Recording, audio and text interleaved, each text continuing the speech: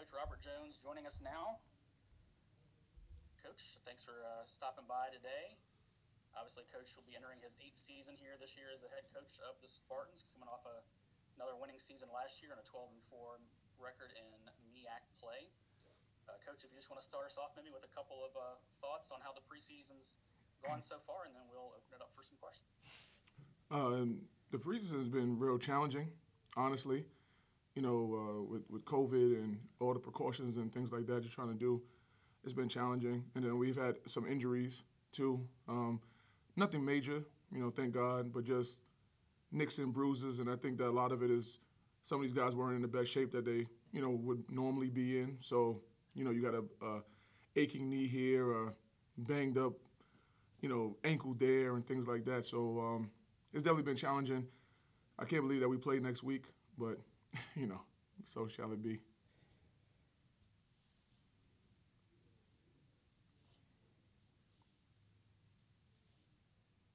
All right, go ahead, Scott. Coach, along those lines, how ready do you think the team will be? How ready will we be? I don't know. Pray for me, Scott. We'll see what happens.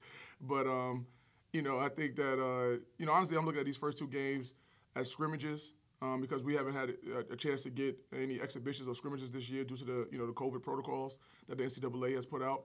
So although we do want to win these scrimmages, in my opinion, the first two games are going to be a filling out process. I mean, we play November 27th next Friday, I think it is. That's the first time we're going to play against competition other than green and gold every day.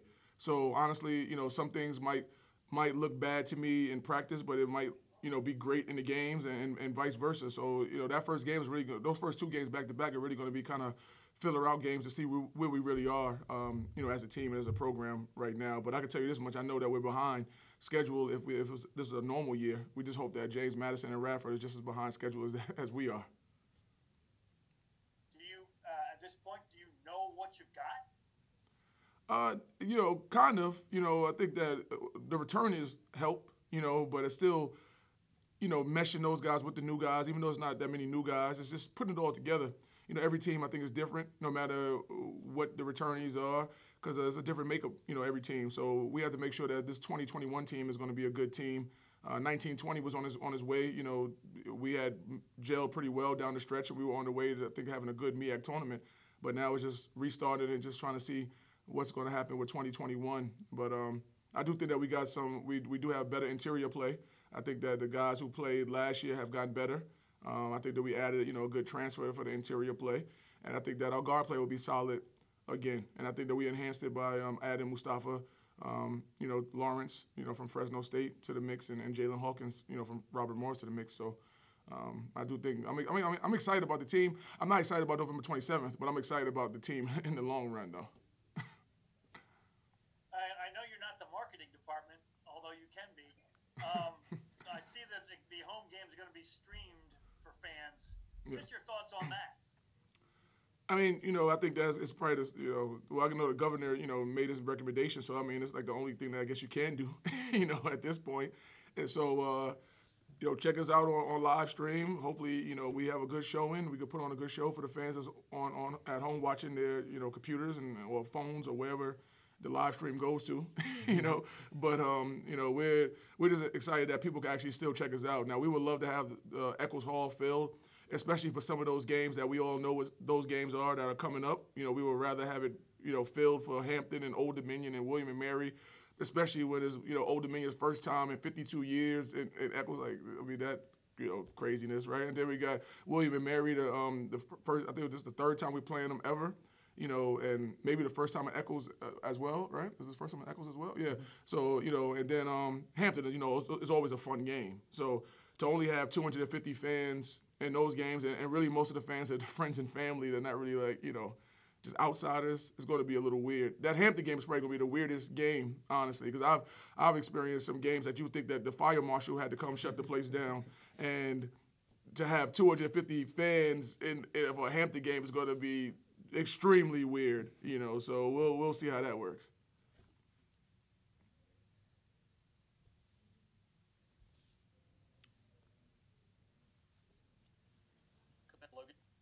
little.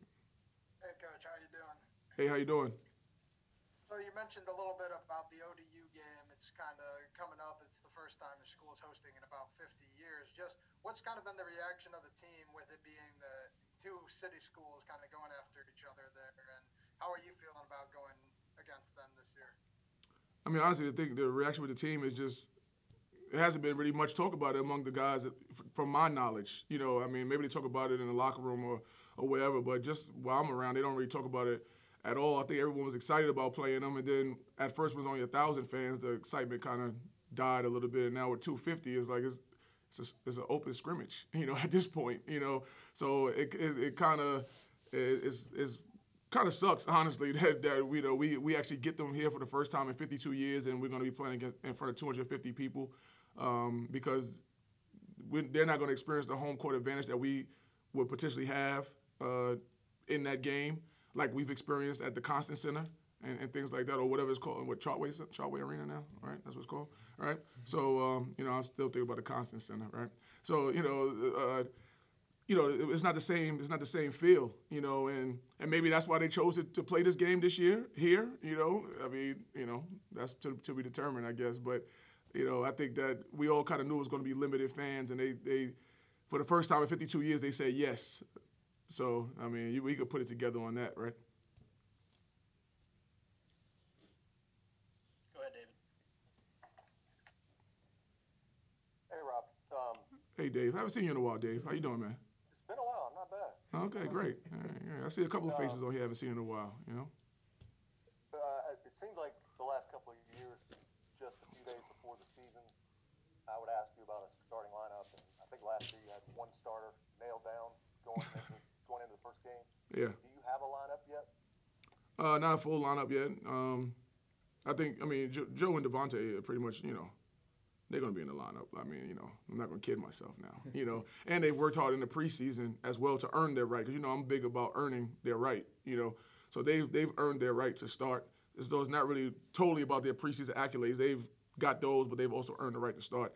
But after that, you know, those next three, we shall see. So I'm a little better than last year, right, Dave? I got 2 out of 5, you know, this year. You know, I still got to get the other 3. But, you know, I know, like, last year I only had 1. So, you know, I'm trying to do better, Dave. Trying to do better. We talked last year about the influx of local talent. You just mentioned 2 guys who are local. What does that mean to you to have local players after so many years, as we've discussed many times, of having a reputation of just having a bunch of New Yorkers on your team?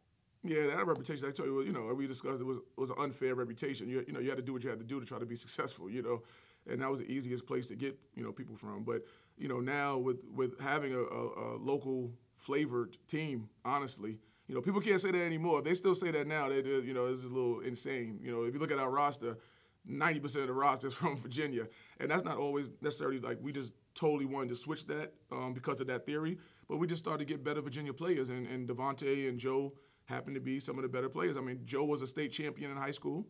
You know, Devontae, although he went to IMG Academy, he was still one of the better players in the area when he did play here. And then you got, you know, other guys on our team. You know, Chris Ford went to LC Bird, which is a state power. And you got Isaiah Chambers, who went to Oscar Smith, which did he did very well there. And then you got a whole list of those guys like that. So you know, I'm happy to have the Virginia players. You know, and I know usually it you know, adds to the fan excitement about the team and about the program and things like that, and usually increases attendance. So I know my business department, athletic people, you know, are happy about that with increased attendance. So, you know, it's like, it's a great thing, you know, and we're going to continue to try to get the best players possible. If they happen to be in Virginia, then we'll go for it. If they happen to be in New York, then we'll do it too. We just want to have the best players possible.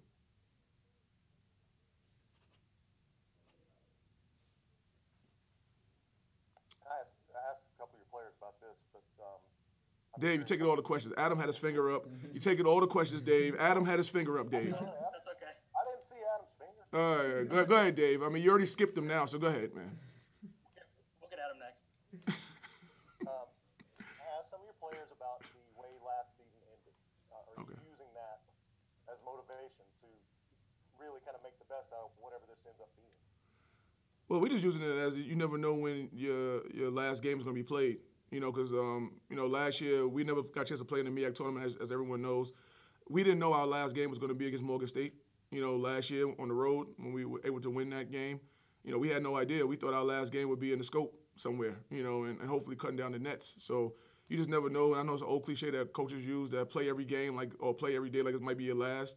Well, last year it was our last, and we'd have no control over that. So it's almost the same theory that we're doing. So it's not really like a big, super motivation, like a unfinished season from last year, because it's totally different now. But it's still like play every game like it's your last, though.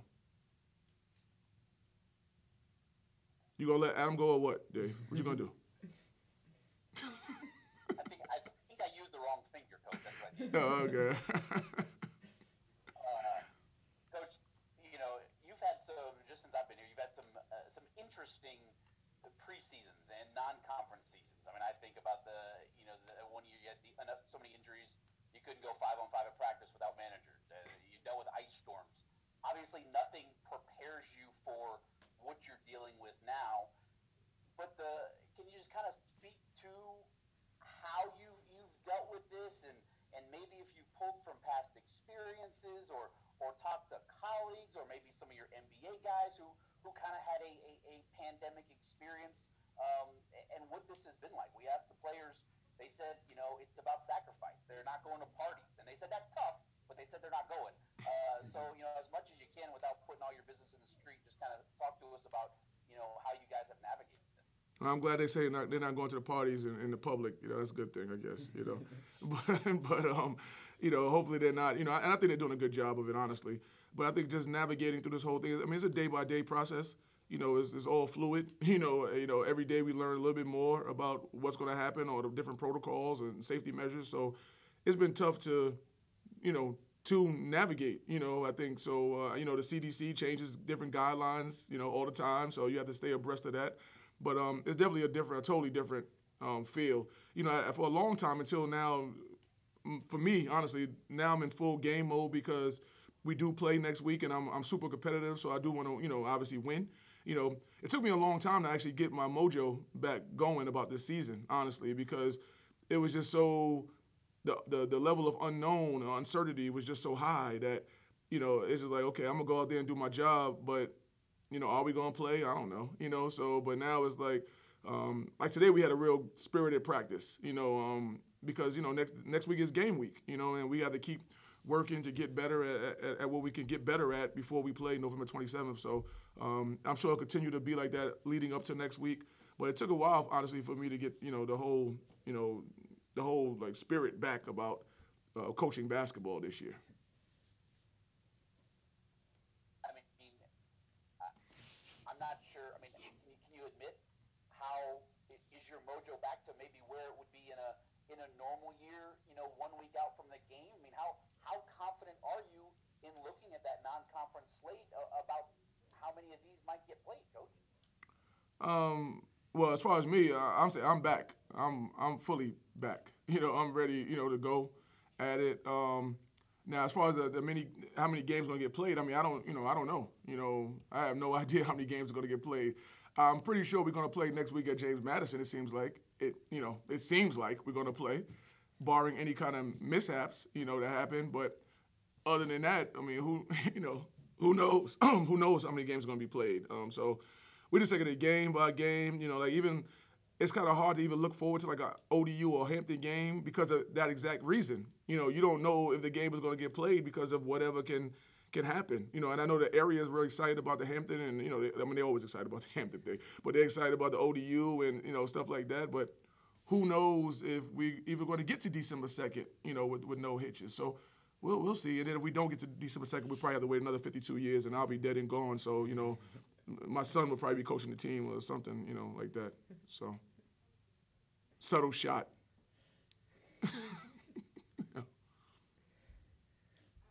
Question from Matt Hatfield. Hey, Coach. You mentioned about being real challenging here, and you are a week away here from starting. For you as a coach, what's the biggest challenge? Is it more offensively, defensively, or do you not even look at it that way from an offense-defensive perspective for getting ready for game one and this day-by-day playing, not playing scenario we're going through? Offensively, I would say, honestly, because defense, even though it's like different rotations and things like that, you got to worry about and do the right way to have a good defensive team. Defense a lot of times is about effort, and heart and things like that. So if you can, have some intensity and some effort, you can be a halfway good defensive team. Even early, you could be a halfway good defensive team. But offensively, getting used to some of the new players, where they like the ball, who can do what, who's going to be a standout for us, spacing, timing, screening, things like that. That's the challenge. So we're hoping our defense could generate some offense early for us, and as our offense continues to get better throughout the season. So that's probably been the biggest challenge. And as a follow-up to that, I mean, so much is made of, not just you guys, a lot of teams, what's the starting lineup going to be? How much is the word depth bigger than ever before this year, knowing the uncertainty? And what do you kind of feel about your depth in your second unit right now? I like my depth, but I think depth is definitely going to be something that's going to be needed. Especially, I know a lot of conferences. I think ours might do the same thing eventually. Is going to that back-to-back game format. I think the teams with the most depth are going to have a better chance to win that second game. So I do like our depth, honestly. That's probably the biggest thing that kind of sticks out to me right now is that we have a lot of interchangeable parts without a lot of drop-off. So I'm excited about the depth part of our team. But, there is a lot of uncertainty still. So.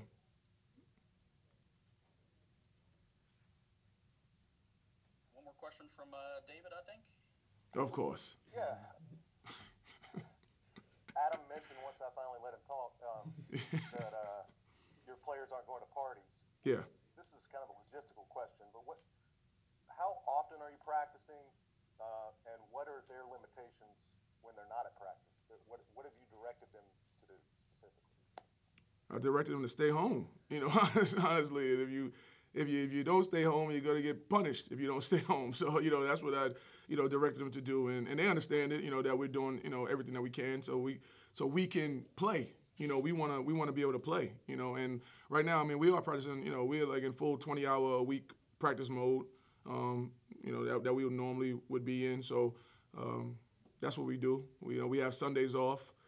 We go to other, few days, during the week. So we try not to have. We don't use all 20 hours, honestly, because with us going kind of 6 days in a row to try to catch up a little bit. We might do a 3-hour day, then a 2-hour day, and then maybe a 2-hour day and a 1 hour day. It's like we kind of mix it up a little bit, but we are going 6 days a week. So just to try to like make up some ground right now. Go ahead, Ross. Hey, Coach Jones, I guess one interesting thing about the start of the season is you're getting into it at finals week.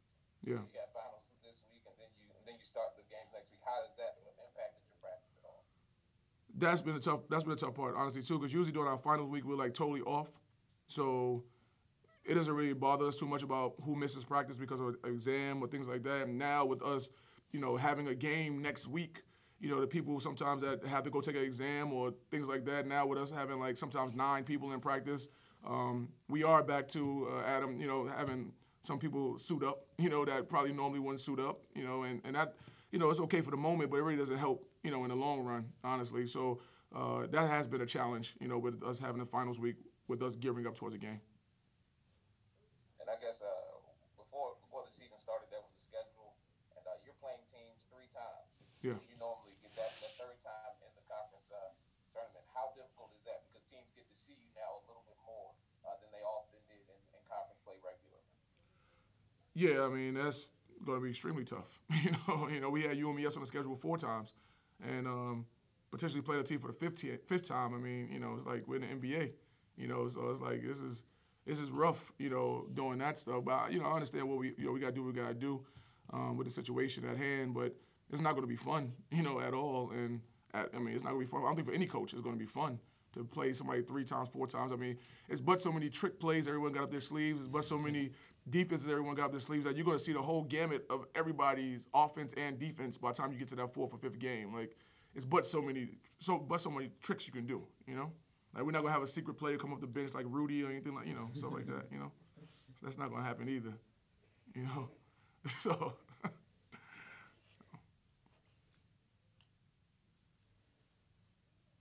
All right. If there aren't any more questions, we'll let Coach go. All right. Thank you, guys. Thanks for joining us. Yep.